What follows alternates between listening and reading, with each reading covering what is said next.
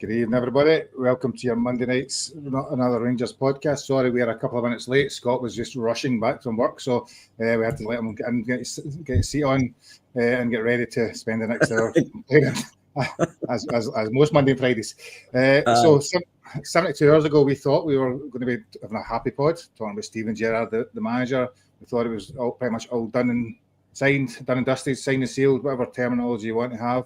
Only the ink was to be signed on the contracts, and 24 hours later, things have changed. So for the 2,000 viewers that watched it on Friday night's edition, and for us 3 and 4, and the cameras on, what a waste of an hour that was of all our lives. We extolled the virtues of Gerrard, talked about how great it was going to be. It was an hour wasted, never hour wasted for everyone. Never came to anything. It's been a disastrous couple of days. So. We will talk about that. We will talk about the many rumours. We'll talk about who's to blame, because you need to blame somebody, because that's how football works, apparently. And we'll kind of discuss where we go from here, because I think we've got a game in less than 5 days against the home to Dundee United. And the one thing that happens with football is it keeps continuing on. There's always a game around the corner, and we need to get management team in soon. So that's where we're at. We will hopefully make it enjoyable. Hopefully make it a little bit controversial, at least in conversations. We'll at least try. We'll not go down the bandwagon of X. We'll just slate everything. There's a bit more nuance than that, so we'll hopefully cover some of that. So if you're expecting us to slate Thelwell out for an hour, slate Patrick Stewart, or all the ones to go with it, we'll do that frequently. But that will mostly when Scott's on. So anyway, how are we this evening, Scott?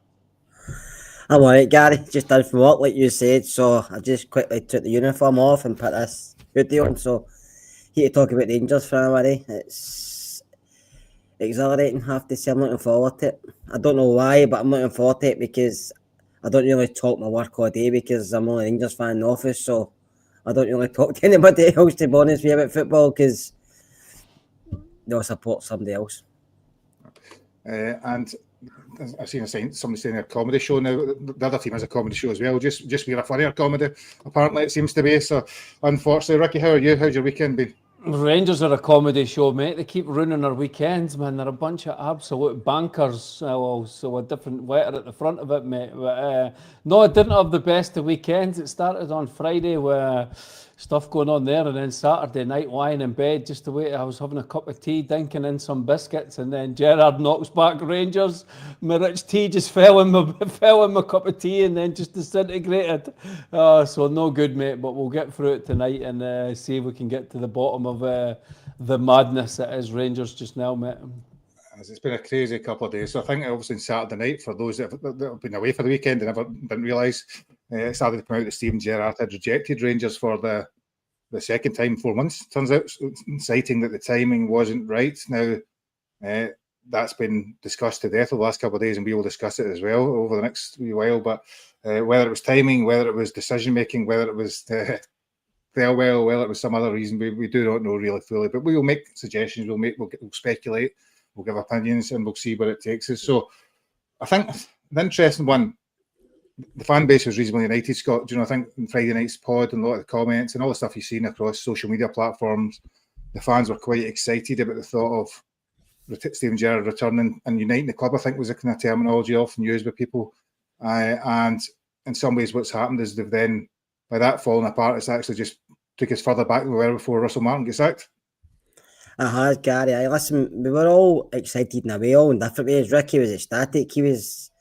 He had to tie a couple of lead weights to his boots so he could keep still, getting it. Friday night, he was going all over the shop. But no, we were excited just because, only because of the name. It's not a day what he's achieved. I know he won one league, but it's just to get somebody in the door at United, everybody. Because at the moment in time, we aren't. But obviously, it's not happened that way. And I would say we're back to square one, but I think we're not even back to square one yet. I think we're just throw managers' names in a hat and see what one will come to us. We're just asking everybody, and whoever says yes gets the job. So one of those ones when they throw all your sets of keys in the door and whatever one gets picked out. Is that a different thing? That's some of the parties Ricky goes to.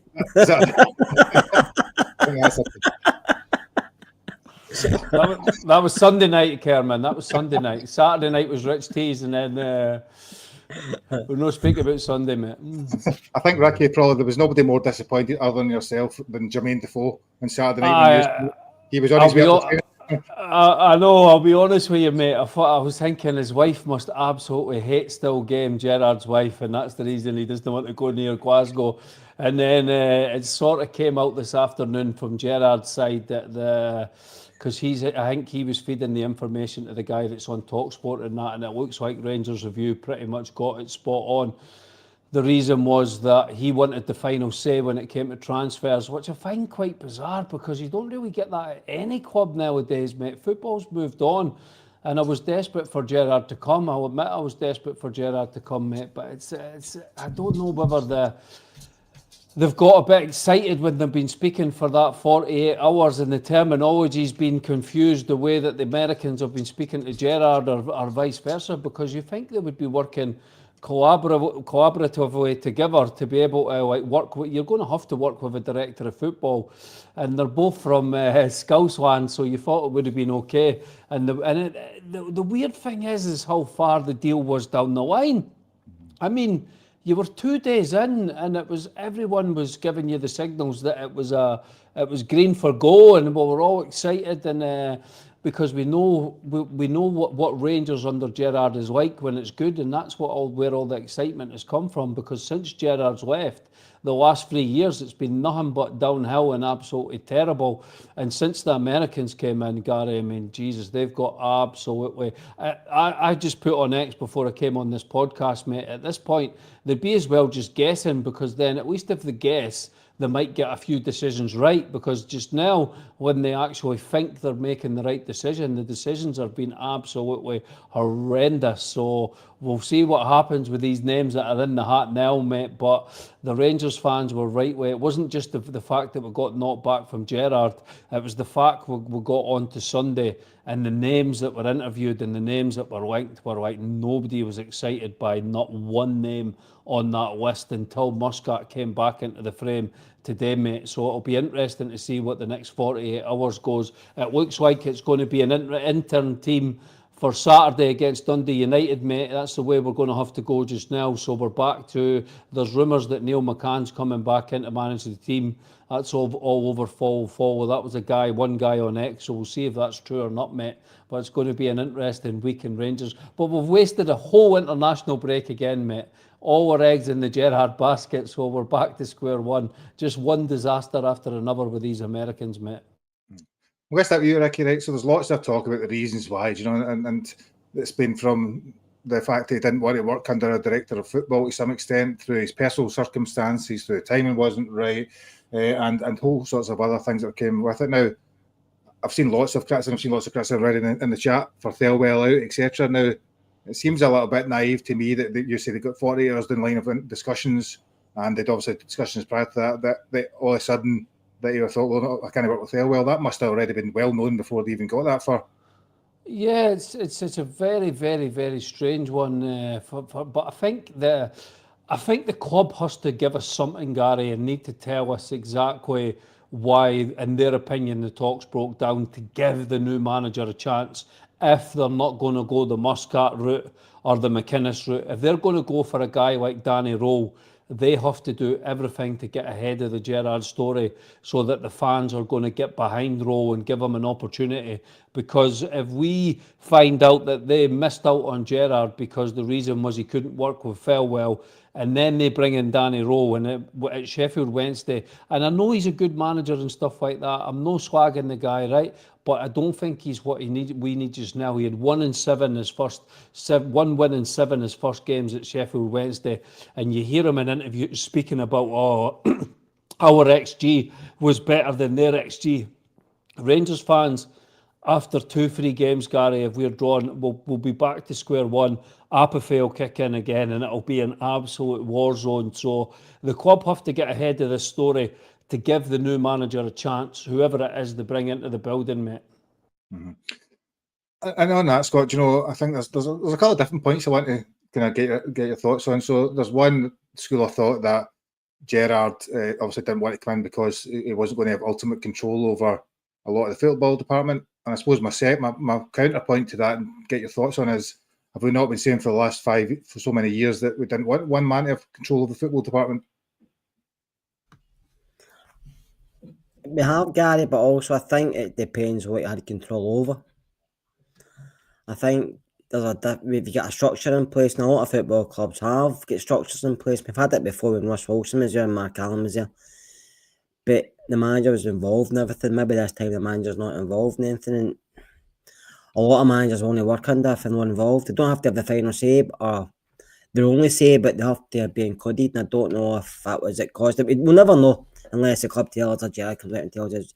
You can see stuff and read stuff, but nobody actually knows. And unless you're in that room, and I think it's just one of the things that we just have to move on quicker. The club should have a contingency plan in place in the first place, even weeks before Russell Martin was sacked, because it was never going to work. And they knew that. Or they should have known that. They should have known that after the Bruges game, not mind anything else. And they should have had names and said, right, this is the first choice, second choice, third choice. And nowadays you can sound people out without anybody knowing about it. You can go and ask their agent indirectly and say, would they be interested in coming? If they say no, then you say, right, so that will go elsewhere. But they terminate a fire in for talks and have you for 48 hours and you think this is done. And for not to done, it could be something simple, but I think it's been something maybe more dramatic than that. And they've just said, he just says, sod it, I'm not coming, and we've looked like, fuck, we don't know who else we've got in place here. And I'm now just looking for names. And to be honest with Gary, it was never my first choice. And I've said that for ages, and I've said it to you for a while. You should just wait for Derek McInnes straight away and said, here's what we offer, here's the keys, come and help us out, get us back to basics and get us back challenging domestically. And yeah, everybody talks about Europe, but we don't really want anything in Europe. It's just about money. But domestically, we've been very poor. That's what we should have done. But now McInnes could be third, fourth choice. And if we go to him eventually and see him, he might say, well, you're not coming to me 3 weeks down the line. No thanks. And we could be struggling to get somebody in, because we all think Rangers are a massive club, and they are. But I don't think this job is an attractive job as we all think it is. And I think we could be struggling. I suppose, Ricky, then that's Gerard. Obviously, I think that the point that Scott's making is that Gerard probably was sounded out before, because they didn't just turn up for talks and as an interview. They obviously had conversations back in Bahrain or wherever he stays.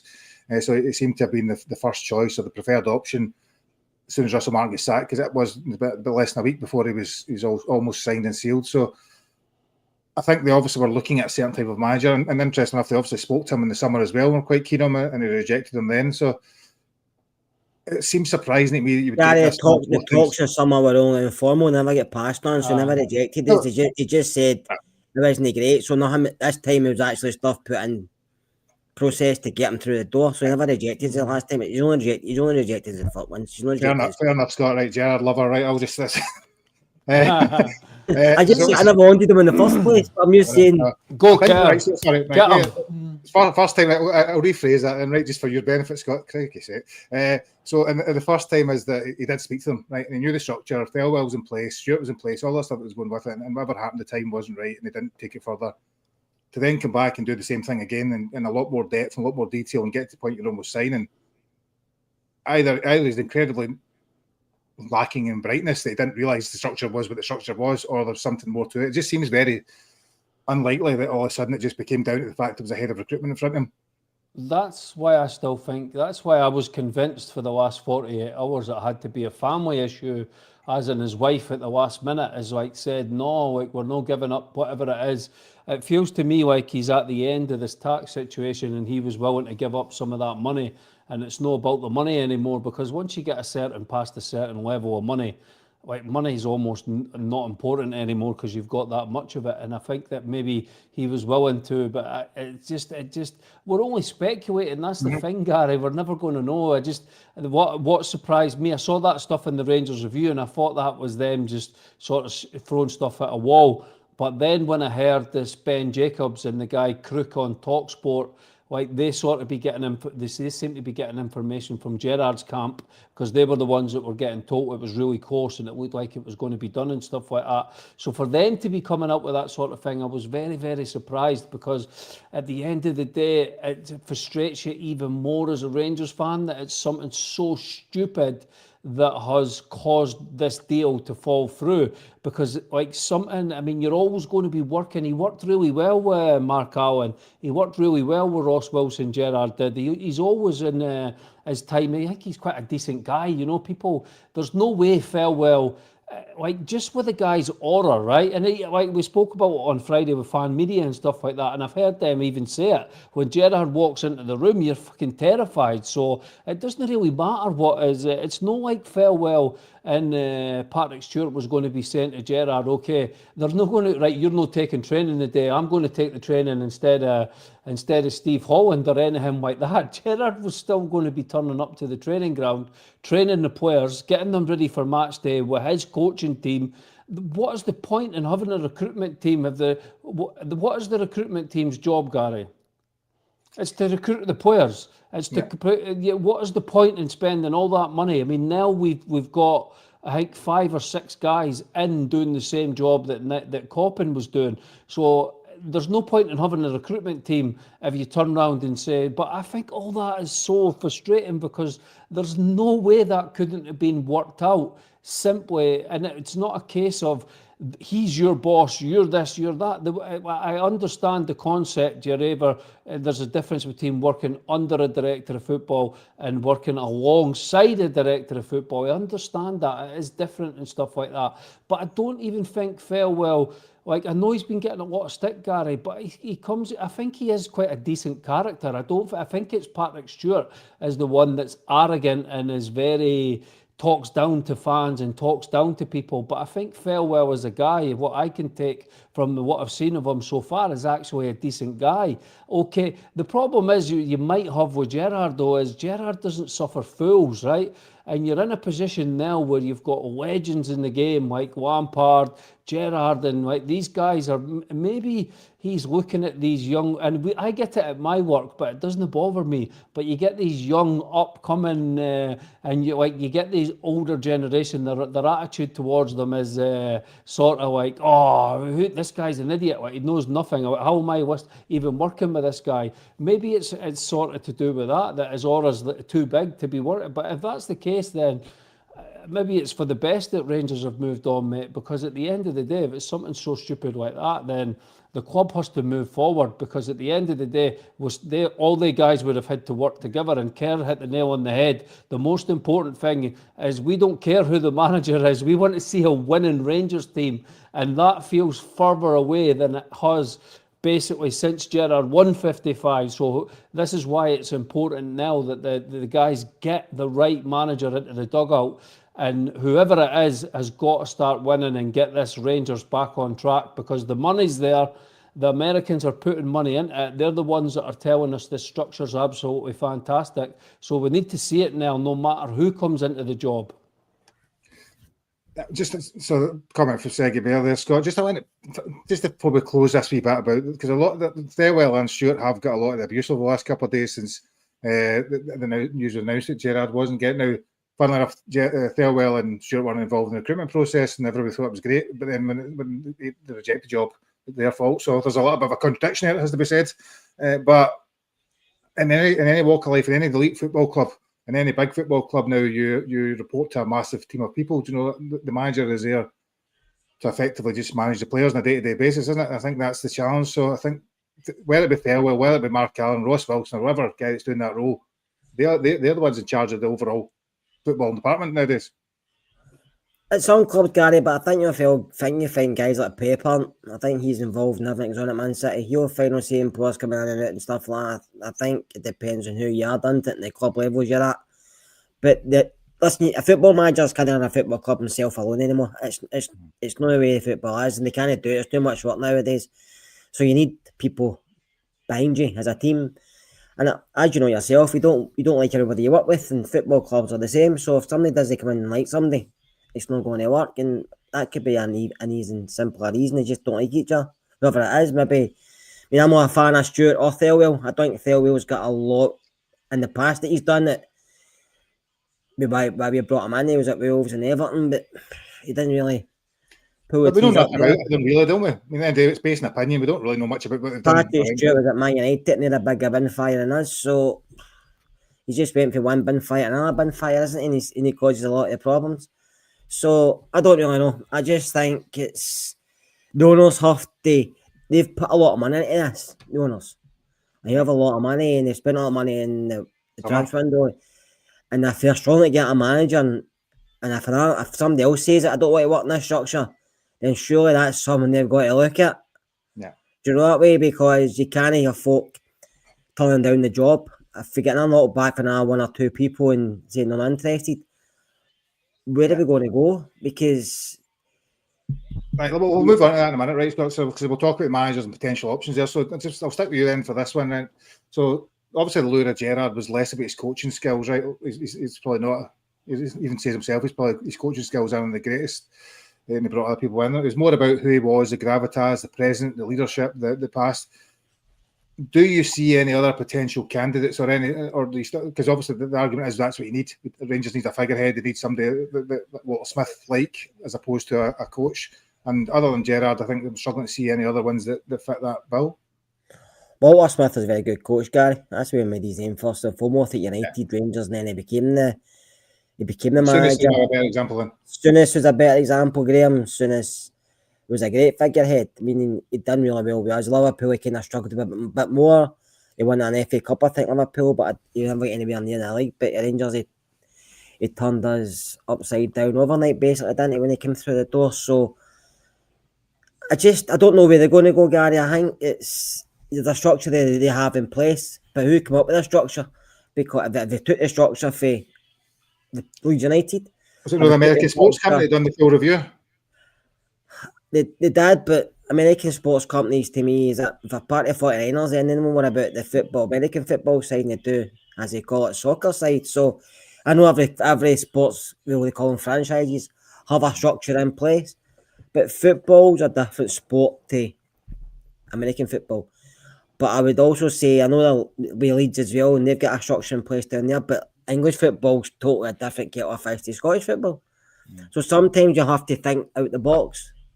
And I don't know if they did that. I think they've just stuck with this and thought, right, it works down here, so it's going to work a couple of miles up the road. And sometimes it doesn't, Gary. So I think they're maybe having to made mistakes. They're going to have to admit that, and they probably will say to themselves, made mistakes. I think they're going to have to look at something else, maybe have to do it slightly different. Ricky, I suppose then there's some rumours, right? There's been rumours online as well about Gerrard's potentially reconsidering, or there's something they're trying, or Andrew Kavanagh has been talking to him. They're keen. Do you think it's complete bollocks, basically, that story, or do you think there's any chance that is still on the agenda? Because you can see the logic if Kavanagh's pushing it because it's obviously the fans want him. I can confirm it's complete bollocks because it was me that made it all up. No, it's no, I'm only joking, mate. It's no, it's bollocks. It's bollocks. It's absolute bollocks. I mean, Kavanagh's. I think Rangers would be pretty stupid to be. I know Chris Boyd was on about it. I never actually saw. I just saw the headline that Rangers need to go back and beg Steven Gerrard to be the Rangers manager now. Rangers don't need to do that. Rangers need to move on. There's plenty of other candidates out there. I think they just need to be sensible for the one that they go for. I think Muscat would be exciting for me. He came onto the radar today, Gary. If you're speaking about candidates and stuff like that, your question to care about Rangers need a figurehead. They do. They need a like being Rangers manager. Like, see how many foreign managers, right, for a start, has worked at Rangers, actual foreign managers, right? You need, it is, and I saw someone one of the players going on about it, it's not just, the pressure is absolutely insane. Like, it's like you're speaking Real Madrid, Barcelona levels of pressure in a mad city like Glasgow. Rangers and Celtic jobs are exactly the same. You can have the greatest ideas. You can be an amazing coach. All you need to do is say the wrong thing in a press conference and you've got social media. There's like, the support has gone batshit crazy the last 6 weeks, 6 months, mate. As soon as people, we mentioned this in the last podcast, as soon as a manager is mentioned, that people don't like, and you're never going to get 100% people. Even with Gerrard has seen it. You've got the red flags around. I saw 2 or 3 people on X with a red flag through Gerrard out, Gerrard out. Honestly, mate, it's so Love a red flag now.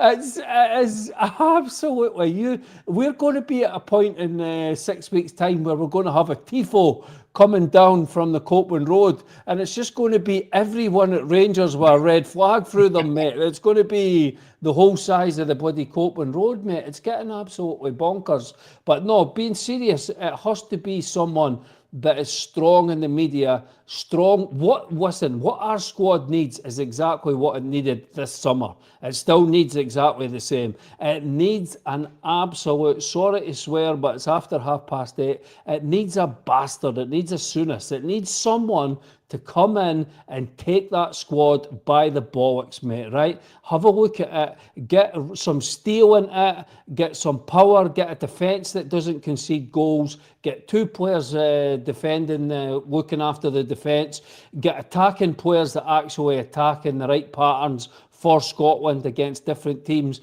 It needs a spine, it needs strikers that score goals, it needs wingers that are exciting, that attacks.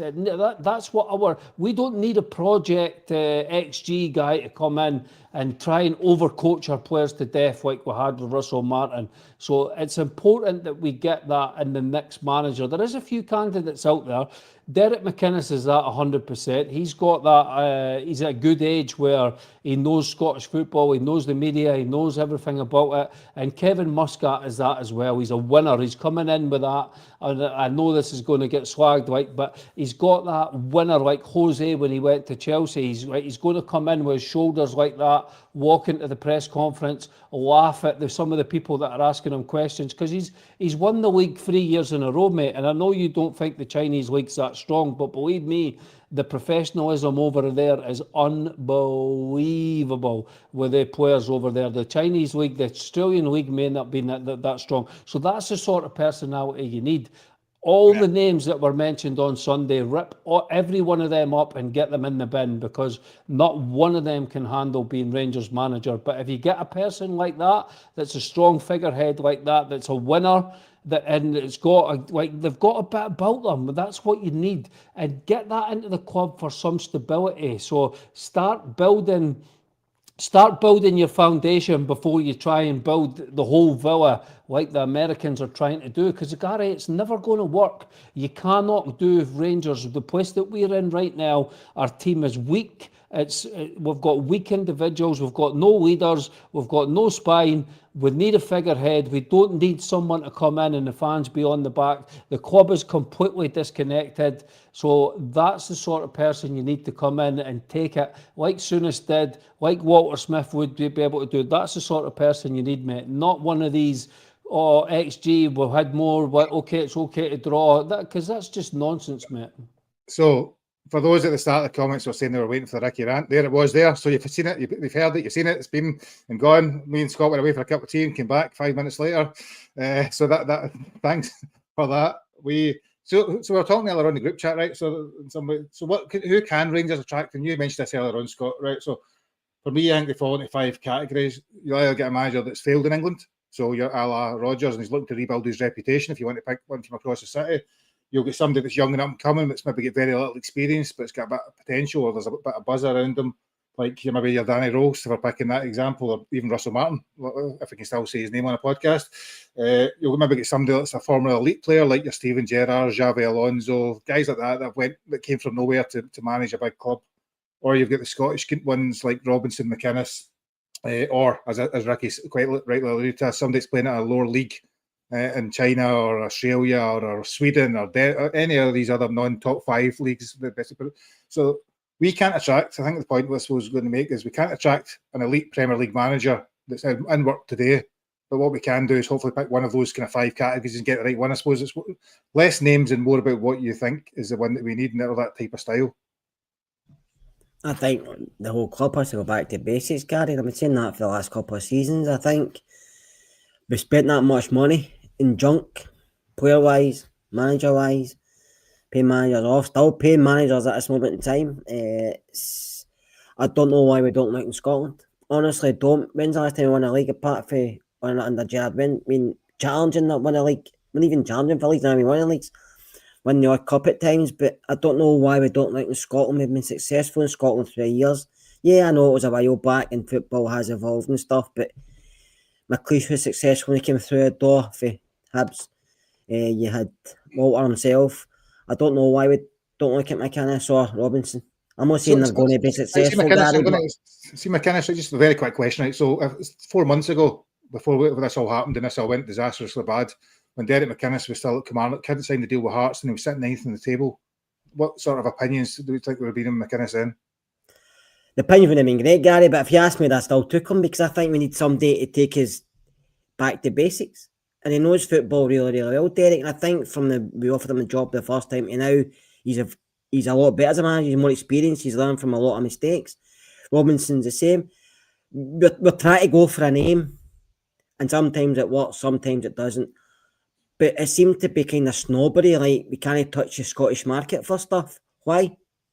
We've done the same with players. We've bought a lot of guff for the English Championship, and there's players up in Scotland we could have bought for half the money, half the wages, and they've been performed a lot better.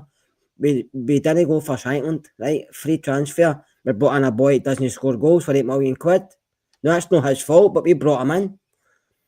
Do you know what I mean? We signed Max Aarons on a loan for Bournemouth, costs us £1 million, pay him wages, and you've got the boy Mulligan. No, we can't have bother signing him. He comes for, he's Scottish, don't bother signing him. It's the way we look at it. I don't know what it is. Whereas before, when Motto was here, I know I'm looking back when Motto was manager, he always went for Scottish players. McLeish went for some Scottish players. I'm not saying you can't bring others, but actually look on your doorstep. Before, Lennon Miller went to Italy. I'm not sure Lennon would have came to us anyway, but you ask that question, but no. And then you spend £3.5 million on a boy for Peterborough who doesn't even sit on the bench. It's just mind-boggling. The club's not run properly. Doesn't matter if you've got money to spend or not, the club not run properly. So on that basis, Ricky, why would any manager want to take it? No, you always get people that want to take it because you back yourself, Gary. You're speaking about managers have got egos. That's why they do the job. I mean, listen, there is no better job. People think that being a manager is the hardest job in the world. Being a manager is the greatest job in the world. Russell Martin just got sacked from Southampton, got a massive payout. He's absolutely minted. Just got sacked from Rangers. He's away to take a few million off us. What other job in the world do you go into that you like, this is my ideas, that you have basically, if you don't get it right, you end up leaving and get your full salary anyway? It's absolutely incredible. But these guys back themselves, Gary. If Derek McInnes was to come into Rangers, I know people say he wouldn't leave Hearts and stuff like that. I think he would. And if he was to come in, he's on 300 grand a week. He's on 300 grand a year, at Hearts. At Rangers, he'd be on 1.5 million. So that's, just forget about whether he's a Rangers fan or a Hearts fan. I mean, that difference is absolutely stupendous. It's a massive difference. And then you've got the Rangers it's a good time to come to Rangers if you have the ego and the confidence and you back yourself and your ideas are good enough and you understand Scottish football. What blows my mind with these Americans and Farewell Analytics, right? Jamestown Analytics thought Derek McInnes was good enough to manage Hearts. Farewell Analytics, when they look for a manager at Rangers, they look at these managers. Have they seen a Rangers game in the last 3 years? No. Okay, tick. Have they seen Scottish football or watched a game in Scottish football in the last 3 years? No. Okay, tick. You know, or do they know anything about Rangers or anything about Scottish football? No, tick. They're interviewing people that have got absolutely no idea about Scottish football. And Scottish football is totally different to any other league in Europe. It's got its own unique. I mean, look at VAR for a start. VAR is basically was bought on AliExpress, and you've got Willie Collum and his mates that are running it. It's The league is absolutely unique. I mean, we played Falkirk last week, and so one of the stands blew away. So there was like a big, massive gaping hole. The players run out, and the stand's not there. It's like, where's the stand? You know, you play Livingston the week before, and the whole stadium's full of Rangers fans. The whole thing is absolutely mental, mate. You know, and you're asking managers just because they have a great way of playing football that they can just come into Rangers. You've got press like absolutely slagging you for what food you eat, your hair, your shoes, it's mental, mate. So for It's a bit like you me, get the podcast in every Monday and Friday. it's The it comments. is it's craziness, mate. It's absolute bonkers. That's why we love it. I love Scottish football, mate. I get more enjoyment, even though Rangers are absolutely pissed. When Rangers are good, I get a lot more enjoyment because for me, it's still real football. I think this toy EPL and the way that football's went with money and everything, it doesn't do it for me. I'll watch it, but I don't get satisfaction from watching it. So I love Scottish football. I just wish that we could promote it a bit more with the people involved and stuff, Gary. But it is, I don't know why we're interviewing so many managers that know nothing about it.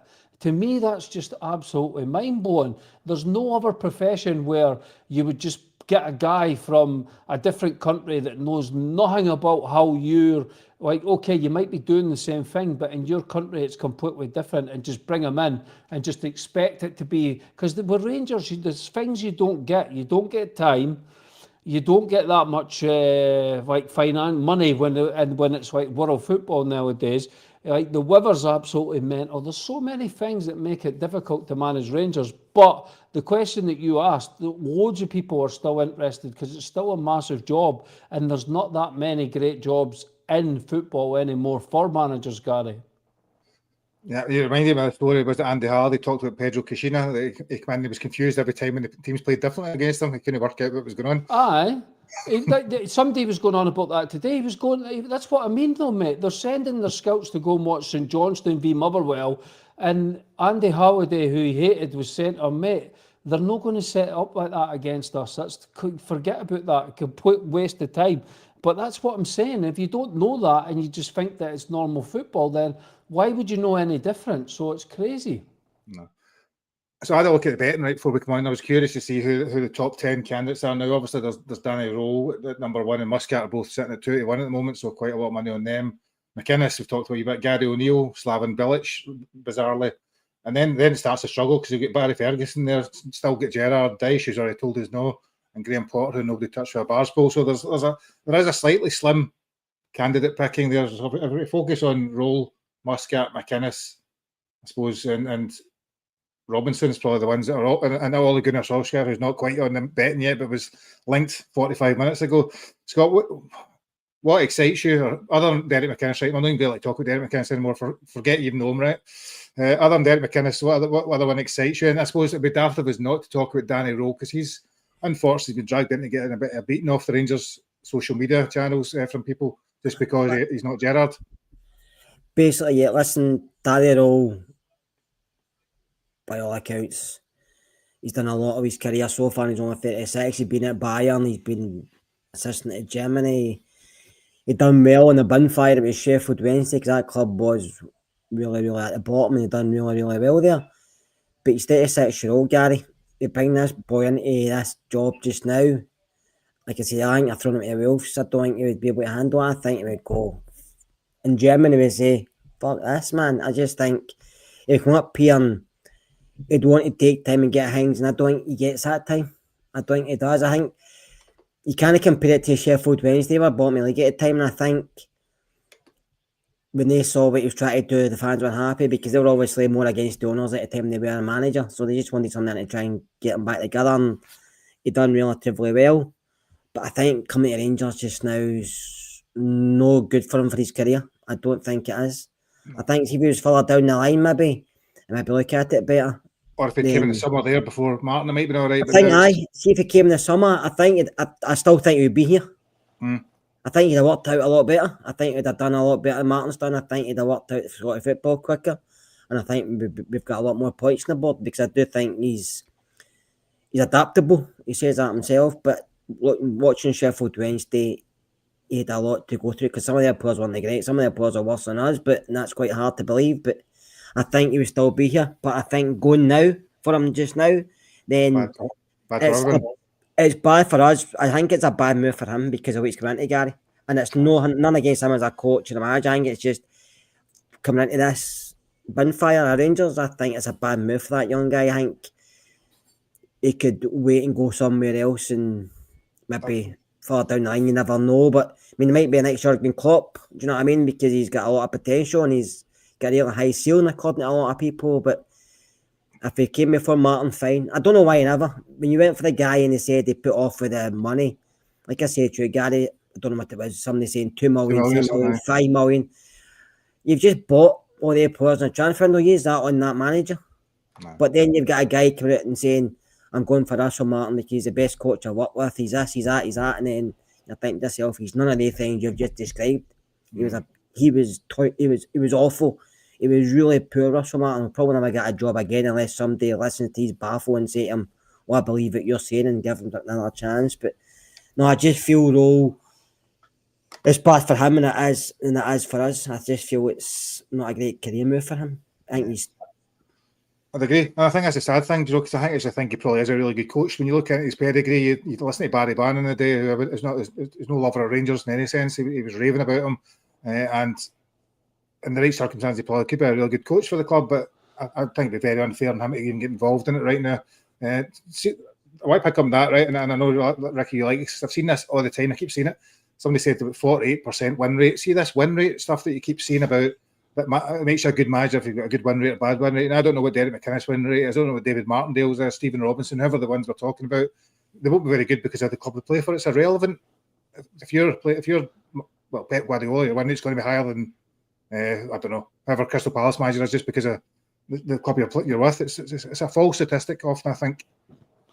Yeah, no, I totally agree. And like Raul worked with one of my favourite managers, which is Fink that's at Barcelona. I love him as a manager. I loved him at Bayern Munich. I mean, I think he won the quadruple, did he know? He won 4 trophies in one season. Raul was probably with him when he managed to. I mean, I thought he was a phenomenal manager. Germany was a bit weird. It didn't really work out, but I thought it was too early for him to go to the national team. But the problem is, Gary, and we spoke about it, it's not even going to be against Danny Raul. It's against the owners and against Felwell and Stewart, is how quick it's going to turn. And it's just that toxicity is just going to come right back. So if Rowe was to come into Rangers and he wasn't able to get, the first 5 matches, he had 3 draws or a defeat and maybe 1 win, that's just going to be, it's going to be the snowball effect like it was with Martin, that he's never ever going to be able to get the snowball back. It's just going to be absolutely wild. And I know fans are going to go, oh, well, fans shouldn't be like that and stuff like that. But we're kidding ourselves on if we think it's not going to be like that. Disappointment. That's why Gerrard ticked so many boxes, because 98% of the fans were on board with Gerrard, and it has to be an appointment that the fans get behind, so that at least the whole club is in this together with this next appointment. We trusted. The most sad thing is when you trust someone, and you think, okay, we've got fresh ideas, we've got to trust these people, and it turns out Martin and Ancelotti was absolute 2 disastrous candidates that they had. So Rowe, the only difference with Rowe is I notice all the Sheffield Wednesday fans absolutely love him. All the players, I've heard a lot of players speak about him, they absolutely love him and stuff like that. But I totally agree with Kerr that I think it's just the wrong job. He might be the right manager, but it's the wrong job at the wrong time for a 36-year-old kid that is cutting his teeth in management. What he should be looking to do, he should be looking for what Lampard's doing in the Championship. He should be looking for a good Championship club that he can build up, get a couple of promotions and stay like that Premier League. That should be where his ceiling is. And I know coming to Rangers and trying with the mess that we're in just now to try and rebuild that. I mean, does he even understand like what our squad is lacking and stuff like that. I see someone going on about Ange Postecoglou before. We would have won the league if Gerrard had stayed for sure 56, and then Postecoglou would have been fired. It was Rangers that imploded, that let him again get all that momentum, and look what happened when he went to England. So let's not pretend Big Ange is the Grazy Governor is the best manager in the world, because he got found out when he went down to England. That was more Rangers imploding than it was Celtic being magnificent. So let's get that straight. So anyway, so we will see, but I just don't think Rowe's the right appointment for us just now, Gary, if I'm being honest. No, The risk, I'd agree with you. the risk is too much. Aye, for him as much as for us. Exactly, the risk is too much. You've got this guy's an insurance guy, Kavanagh. He has to be looking at this next appointment and making it as little risk as possible with who he's putting in that dugout. Scott, right? So this is probably the fans have went apoplectic the last couple of years actually, but certainly in the last couple of months, and there is that whole debate, right? And I was saying this earlier on that 3 or 4 months ago, when the big issue was get the old board out, they're too emotional, too connected to Rangers. They give up in, they do whatever the fans sway them to do. This is great. We've got Americans that are detached. They'll make business decisions that they'll eventually work in the end. First one they make is a balls up, and then pretty much all fans want to go back to the state where no, we want to decide who's the manager. So I was thinking, obviously, was it 2 years ago? Lampard, fans hounded him, so he didn't get the job, and he was going to get the job, I think, before come on. Now they begged to have him back there. So I suppose that the question I've got is that all perennial? How much fan opinion should be taken into account by the board, because it's about to make the right decision? It depends, Gary. You know yourself, we're quite fickle at times, probably a lot of the times. But we also know the club better than a lot of people that come in and work in the club in high positions. So it's a thin line, isn't it? I mean, I think the previous board with the parts and bent and stuff are Rangers fans as well, and I think they've done what they could, but they didn't have the money behind them as much. But I think they've done reasonably well. We criticise them at times, but they kept the club afloat and they kept it going. These new guys have given me a bit of money and they've spent it. They put a lot of money into the club to buy it. But they are detached, and I think the criticism will not bother them as much. I think the stuff Russell Martin eventually had to make that move, but I think they took longer than they should have. But I think the problem is now, what's annoying them is the empty seats, lack of hospitality sales, merchandise not selling as much. I think that stuff annoys them more than us shouting, Martin, get to. Do you know that way? Because at the end of the day, they're businessmen, and that's what they came here for. So I think they can take the criticism, but it's other things in the football side they don't like no selling all the European packages and stuff like that. I think that maybe gets him on. I think that's maybe one of the reasons more they made the decision about Russell Martin than us chanting his name, because I don't think that would bother him as much. No, I'd agree. So I suppose very directly then, if they think Rowe's the right manager for the job and they think he's the one to do it, should they put the ball to the metal reel and go for it, Ricky?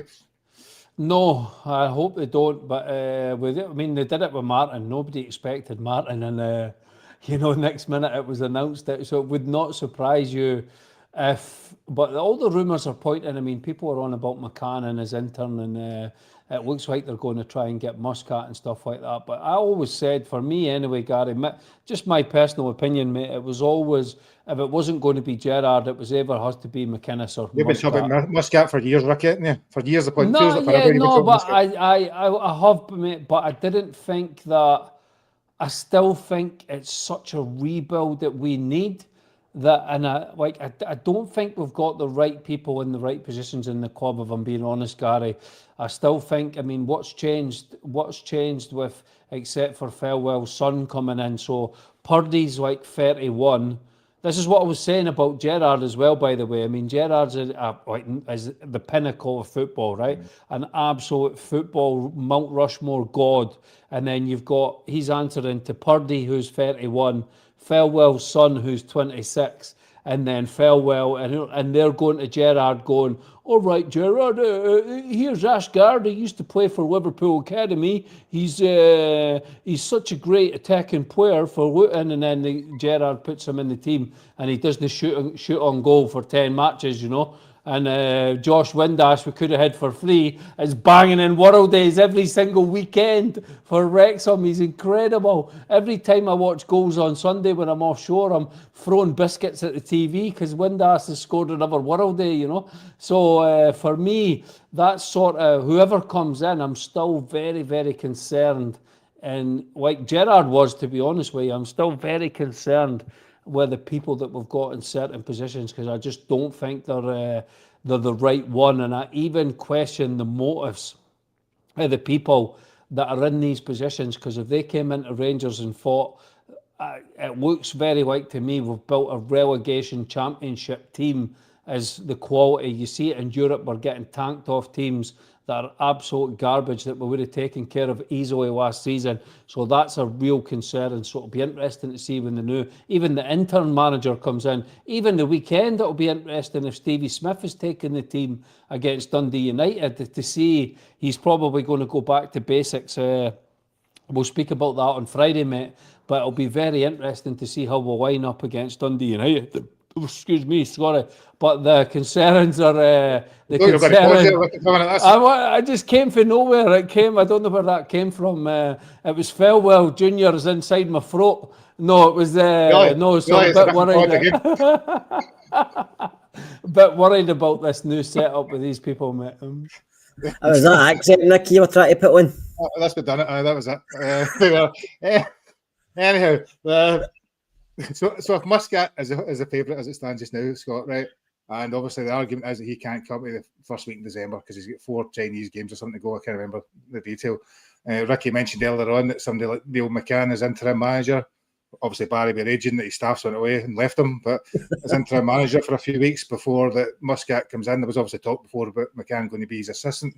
Would you be happy with something like that? Or I suppose that suggestion that somebody is an interim for a few weeks?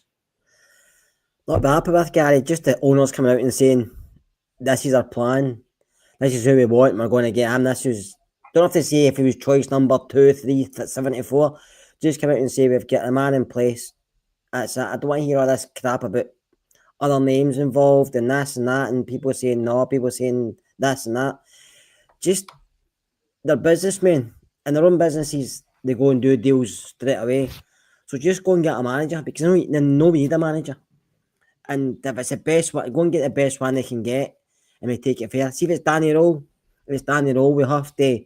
I'm even going to say what everybody else is saying. We'll have to get behind them. I don't say it. No, I'm not saying that. Everybody else is saying it, and it does me nothing. So we're just going to have to get behind them. But whoever it is comes in, doesn't matter who it is, he's going to need time, and the fans are going to have to back off a bit and give the guy time. And if he doesn't win his first few games or whatever, we're going to have to give him time, because we can't go through this again in 6 months' time. It's not feasible for any football club, especially us. So I think they're going to have to go and see if they can get the best man possible. Then we're going to have to take it for there. I don't want to be sitting here in a couple of weeks still saying who the manager's going to be. That'll be brutal. So see if it was Muscat, right, and they say that it's showing says we shouldn't wait, right man, wait to December's disaster. If it is Muscat and they announce Muscat will be leaving Shanghai, whoever he's at, I don't know the name, the team in China, and he's going to come first week in December. As long as that's announced, that's fine. And I don't know. I don't know. I don't know if you want to wait till the end day. If he wants to come, might as well come now. It's only a month. Is he not a league title thing? He's under contract. He's what to win a league. He's away to win a league. It's only a month, Ricky. It's only the last 4 games of the season. You're asking McCannis to leave Hearts. He's only 3 months into a contract. But you want Muscat to leave China, and it was last month his contract. Hearts are a junior team, mate. That's easy to get McCannis out of them. And the best thing is, Gary, Kerr will be calling for Danny Rowe's head by the end of November. So when he was saying we need to back him, was the best comment. I actually will, won't he? Because I don't think he's a bad coach. This isn't like any permanent manager now to be sacked by November, December anyway. Put this in notes. Unless his name is Danny Martin. No. Unless it's you. No, I think whoever comes in have to give him time, unless we know it's going tits up, which could be the end of December. But no, every manager, any manager that comes in, he does need time, and he needs a window as well, because that squad's... We don't know what that squad is, do we? We arguably don't know. I think some will improve, Gary, but I think some you can see they like to hide. They not get the balls to play for Rangers. Yeah, but But, Kerr, but I thought, we're gonna have to build a bigger Ibrox with all these pictures of these managers on the wall, mate. It's going to be You it's want to getting buy a brick, absolutely. everybody else does. I know we buy a brick all like the good managers, and then just after Russell Martin, just a brick wall. The shite managers for 5 years, mate. It's getting absolutely no. But if it is Muscat, I think it's worth the wait, Gary. I mean, at the would you like end of the McCann day. for next month? Would like Neil McCann? Yeah, aye. I think that would be fine. I think that would be absolutely. I think it would be fine. Why? If he's the right man to rebuild, it's going to take a few years anyway to get this. Let Stevie Smith keep it. He's at Ibrox training the boys. Yeah, McKay's properly. stuck on the telly with a chip on his shoulder. So just keep him there. As Great Wall says, Aye. that's great. Go do a Hunger Games to decide next manager or the running man or something. Some of these things. Just last Let's man have standing. a Squid Games at Ibrox for the new manager. It might get a bit worrying if McCann gets the job, wee Terry, because Ferguson might ram the training ground with the orange pickup truck and start doing donuts on the training ground. He'll be raging if he doesn't get the phone call and McCann gets the phone call. The training ground will be torn up. He'll wake up and what the hell with donuts with the orange, the staunch mobile, mate. So no, we'll see, mate. I mean, I think the press are scrambling a little bit, if I'm being honest. It's quite funny because that was one guy on X that said that comment about McCann, and then there was a big massive thread on Fall saying he was connected. This guy, I've never heard of the person that tweeted it on it. So I think it shows. Skybox, basically as simple as that. Yeah, I mean, Ole Gunnar Solskjaer from nowhere, that was Paul Scholes that said that he was in London getting interviewed. So that definitely happened. So there's a lot of interesting names that are like from complete left field, Gary, that have came to Slaven Bilic in it, that's nothing that came Slaven up to Bilic. I mean, Jesus, I mean, there's a blast from the That was past. the other guy, Raphael Vicky. Is it? That's when it started getting crazy yesterday. I was like, is that... Actually, what about him? I know you said that today. He was the young boys manager. He won a few titles, and He plays some decent stuff. But I'm just going by what I've seen. That he played some decent stuff, but I don't know enough of him to say. Just the names it was saying. A lot of names you were saying no, but he was actually not bad for the names involved. What about you, Gary? Who are you? Out all the names, obviously, you were on the Gerrard train with me and Kerr. But what about now? Who's your preferred? While I'm thinking about it, what I'm going to do is put up this comment for Nicholas, because that's the first time I've seen in the whole last year or so that he's actually agreeing with Scott. Because normally he slates him week in, week out. So I'm glad, Nicholas, you agree on getting McInnes. So if Nicholas and Scott can come together and agree on McInnes, I suppose I should really go with him, shouldn't I? We're asking captain. We're asking captain. No, do you know what? I like McInnes. I think is a decent enough manager. No, I think he'd steady the ship. I don't know whether he'd excite me in any way. He'd be probably steady for a year or two potentially. Muscat's probably the slightly more sexy name because it's different and he's performed well abroad. Danny Rowell, if I'm being honest, is probably one that's actually the best coach of them all and best potential, but it's too risky right now. So I would probably go for, because we need to unite the fan base, with Derek McInnes, then Muscat, then Rowell of the top three candidates. So he's going to roll with McInnes. I'm going to go McInnes, but it's not because I actually think he'll be a good long-term manager. I think we need something to stabilise for the next year or two just to get ourselves an even keel. If Derek comes in, he'll do exactly the same as McLeish done. Tell you that. Third place after a couple of years. He'll win the treble and he'll win the double. Then third place, is that what it is? Then it's time for him to go. He's doing well. If Derek comes in, he'll win as a league. He's doing well with Hearts. He's doing well that season, but Hearts. he'll win the league if he comes in as manager. I'll guarantee it, but I'm 100% confident. I think you can guarantee it. That's like saying that's a fact, Scott. It's not a fact. No, but I think, Gary, with McInnes, I think he would be able to. He'd be able to come in, go like it would actually do him the world of good to come in this season and just have a good overview of the squad, add a couple of pieces in January, and like he might add 4 or 5 players playing in our league that fans would be like, oh, what they're bringing him in for. But look how it's working. Look at what he's done to Halkett at Hearts, who used to play Rangers, outstanding. Finlay's been out. 7 games in. Jimmy Lee won 10 games last season. I don't think they are going to. I'm not saying they're going to win the league, but there's no way they're going to do what Aberdeen did. Absolutely no chance. They're going to have periods where they drop points. Of course, there are. They're playing Celtic in a few weeks at Tynecastle. If that goes sticky for them, then it could be how they react after that to see how it goes and stuff like that. But I definitely think we're not in a position where we can be turning our noses up at Derek McInnes, if that was an option. But I'm actually surprised because I've heard Kavanagh really likes him, so I'm very surprised that we've not actually made a serious, because I know people are saying we've not even been trying through I'm not going to say through the whatever door, but we've not even back channels. We'll say back channels. We've not been trying. We've not been trying through any back channels or anything. Like, there's been zero communication like it was with Shanklin, nothing towards McInnes from Rangers, which I find absolutely crazy with the situation that we're in and the stage that we're at just now, coming towards the players coming back from the international break. So very interesting. It's going to be an interesting next 2 weeks, and then I'm sure we'll find out. I mean, it's the board are probably looking at it right now thinking, do we bring Rowe in now and try and save the season with what we've got? We can still maybe compete in the league, or do they sort of throw that away, take a gamble and wait on Muscat? So it's probably quite a tough decision for they guys as well, what they're when they're weighing everything up in the boardroom, mate. Yeah, I mean, I seen a comment for Hamish here, a ridiculous comment from Scott. I don't really know. He makes a lot of ridiculous comments over there, so I don't know what you're referring to exactly there, but I'm sure it was one of many you could have picked up upon. But that's part of the podcast. There's lots of ridiculous comments that people don't agree with, because that's the point of all the 3 years chatting, different views. He likes Ricky, but Ricky is quite. He does like Ricky. He's right in there. Well done, Hamish. Right? Big fan of Ricky. That's my wife up the stairs.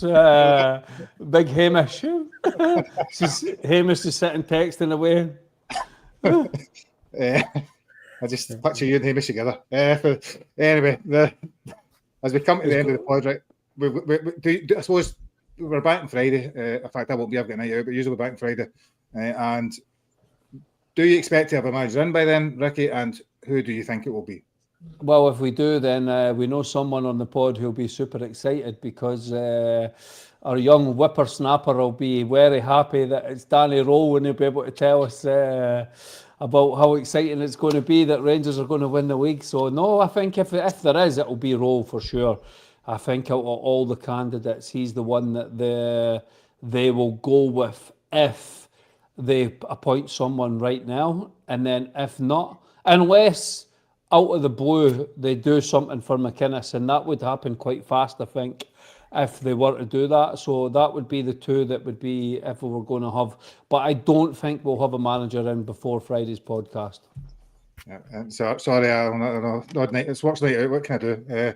I'm here as many times as I can be, unfortunately. So you might well have Scott and Ricky, and if Hamish is on, hopefully he can this one and praise the other. The big question is, Gary, will you buy a drink?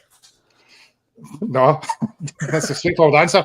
For there. Anyway, I think that's probably covered tonight. Who knew you can still get an hour of actually not having a manager, not having a game to play, not having the stuff that's actually happened. We're still covered over an hour. I think if we do have a manager in, Scott, by Friday, you hope it's Derek McInnes. If we do have a manager in Friday, you hope it's, I don't know, Stevie Smith or Danny Rowe or whoever, who knows. Kevin Muscat announced. We will see who it may be.